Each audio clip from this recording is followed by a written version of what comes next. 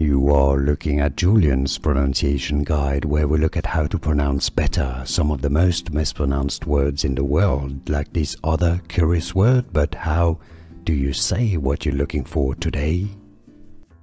An interesting word from English originally, from French, a light, sharp, pointed sword. Rapier, it's said in French. Now in British English it's pronounced as rapier, rapier.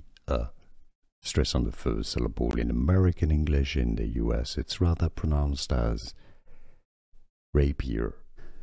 Here are more videos on how to pronounce more confusing words and names too many mispronounced. Like this video if you found it useful. I appreciate your support. I'll see you soon and thanks for watching.